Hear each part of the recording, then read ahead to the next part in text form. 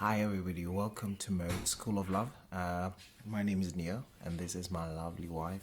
What's your name? Hi guys, my name is Masintle. Masintle Chao Kene. I think so.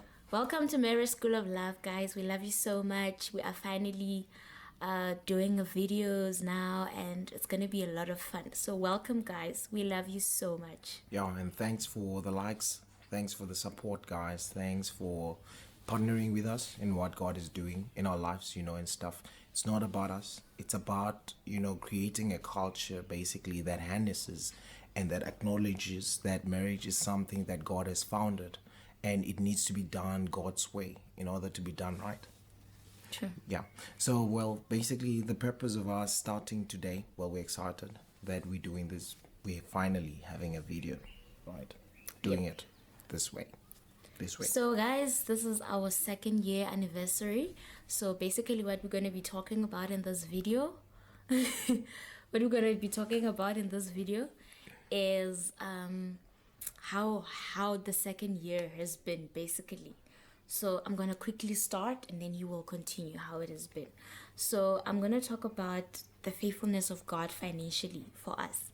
As you have seen in our past articles, how we spoke about the being disappointed at how God didn't show up for us. And when we got married, we were excited, but then things were just messed up financially, and then we were mad at God. We wanted to backslide. We're just going to church for religion, and it's true. Okay, for me, I was just going to church for religion, not really just mad at God. However, guys, I spoke about how I decided that I'm going to change my attitude. So 2019 for me was a year of change your attitude despite your situation. Amen. Nothing changed. We still didn't have a job. We're still living in the same one room, and basically things were still bad, but they were not bad. It was a nice year for me because of my attitude. So sometimes your situation, it has nothing to do with, there's this powerful statement that someone once said to me. He says that the problem with Titanic was never the ocean, but the problem is that the water got inside Titanic. So I realized that in 2018 the problem was never that I didn't have a job or we didn't have money, but it was with my attitude. So even when I changed my attitude, things changed. I think around when, love, around sometime in September, we were like the whole year we're just praising God and just with a good attitude. And around September, a miracle happened. Somehow God got rid of whatever that was taken from us. Yeah, because we went back to being faithful and giving and say, God, in the process of waiting, we had stopped giving. Yes, as well. So, but we said to ourselves, this is just a process, and in the process there is a lesson that needs to be learned, which we should need in order to be sustained in the next season. And we went back to being faithful and all of that, and without paying anything up or any increase. I mean, we started retaining more money, and it still doesn't make sense. We sat down, we went through statements. I checked my statements and everything. Still to this day, I cannot really pinpoint where our money was going or anything. But that's just the faithfulness of God as far as finances. And guys, the good news is God gave me a job. And just to talk about like, guys, like I work in sales, and sales is a performance driven atmosphere. So when I started in my career, I failed and I felt like, this is not for me, Lord. I'd rather not have a job. And even when I got the job, I was not that excited because I was scared because I failed in the previous jobs. I was not making enough sales, and then I'd have to leave the job and all of those things. So in this job, God has been so faithful. I'm actually performing even more than the people that have been in this field or in this career more than ever. So I've learned that in my weakest point, God has been my strength. So it's been really amazing, guys. Yeah. And the second thing we're going to talk about is forgiveness. Forgiveness, ne? Guys, I struggled with forgiveness. I cannot forgive. That's not why I looked at her. That's not why I looked at her. Like, I could not forgive. Like, it took me it took me a long time to get over. Maybe he left socks, whatever. He left something. He likes leaving stuff behind him. And guys, one room, guys, you can't leave socks. We don't have space for that. So, like, I would just get mad, and I would be mad. Sometimes I would be even angry that he's angry at me. So, guys, I struggle with forgiveness. And this year, God has taught me how to forgive. The most simplest way, we are always taught, forgive.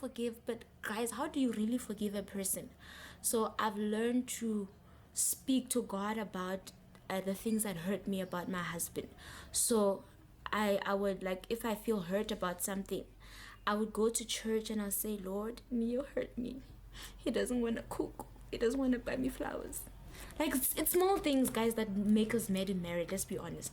So, like, I would just talk to God about the stupid things that you feel like God will say, like, really? Like, I have a volcano waiting for me somewhere. But I decided that I'm going to talk to God about these things, because these are the things that are stealing from my marriage. When I'm mad for my husband for 2 days, it means that I've missed 2 days of my happiness in my life, in my marriage, So I've learned how to forgive. And not only forgive, but forgive quickly, So, yeah. Look, forgiving quickly, it's a concept that I won't say I was taught, but by the grace of God, I always find it easy to forgive a person. I find it easy to forgive, and my wife being the different person, you expect a bit of reciprocity in marriage. So initially when we got married, I expected that if I forgive you quickly, you forgive me quickly as well. So I wouldn't understand the fact that why are issues dragging and taking forever before they're resolved. So, but the thing that I told my wife is that the reason why forgiveness is very important to me, maybe because my love language is quality time as well. So I learned quickly that when you bear grudges and stuff, it steals moments, and stuff. And I worked out a small mathematic for my wife, showing her that, so if I will wrong you every day.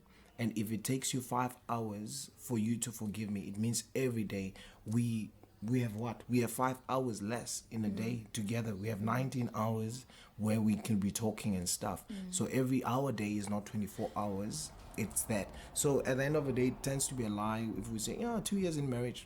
Yeah. It's not 2 Right. years. It's Most like- of it you it's were like- angry. Most of it you were angry. Yes. So no, I'm kidding. But basically what the concept is all about is that it steals moments, and stuff. It steals the time where we could be cherishing each other, where I could be spending that quality time, which is my love language, with my wife. She's angry at me, I'm angry at her, or she's angry that I'm angry. Yes. We do that.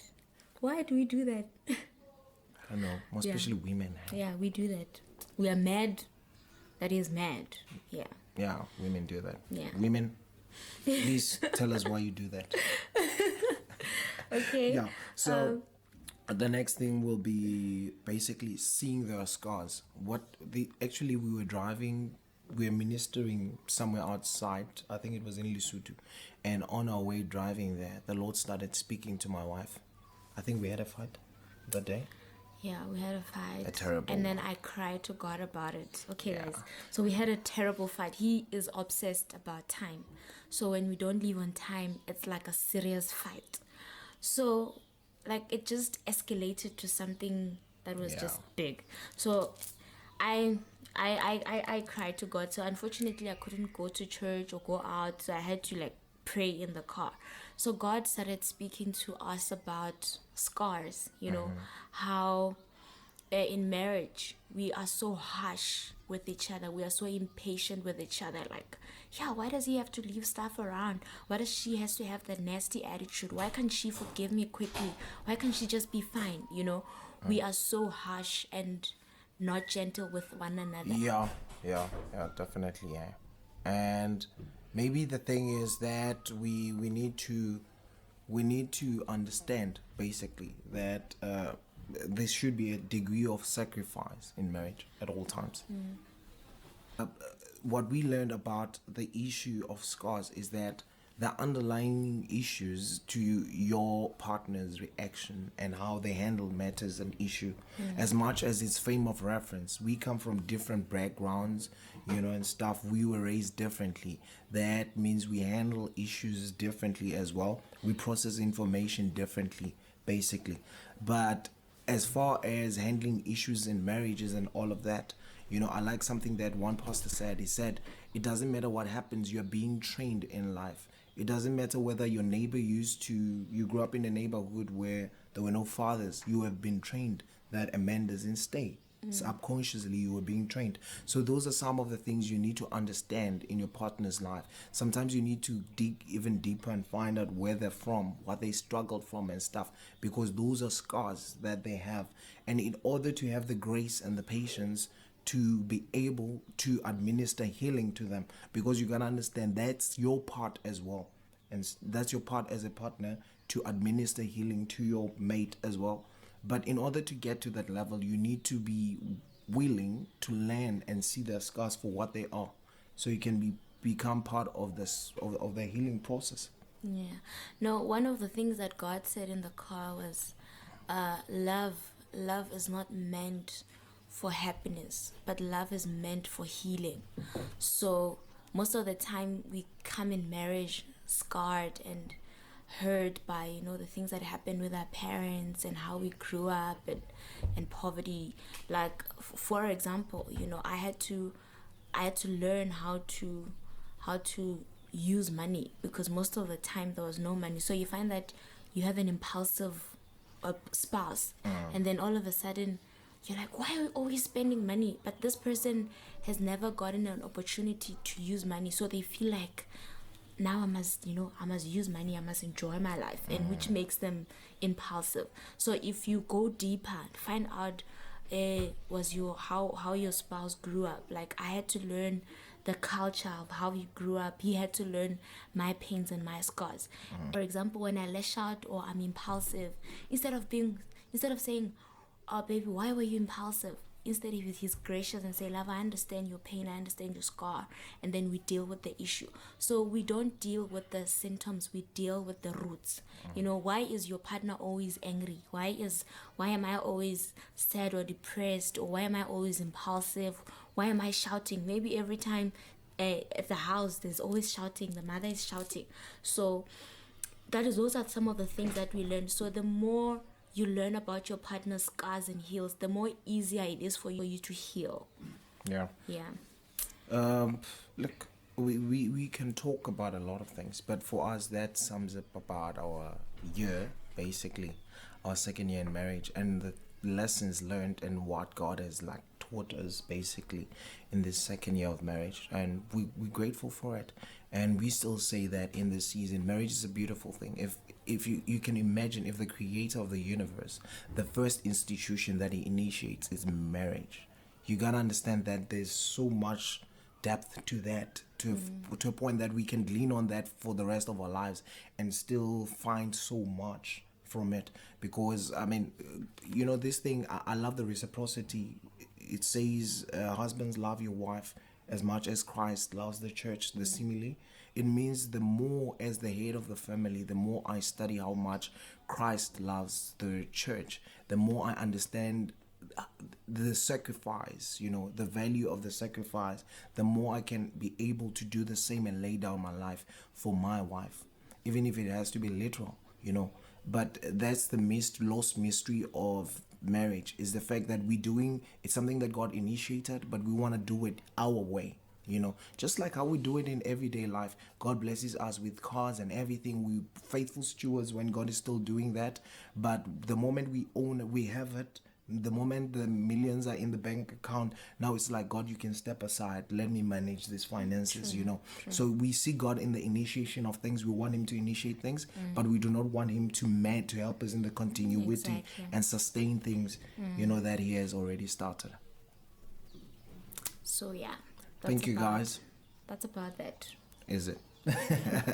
Thank you for watching this video to the end, and it means a lot to us, and continue following and supporting us. Thank you. Bye. Bye.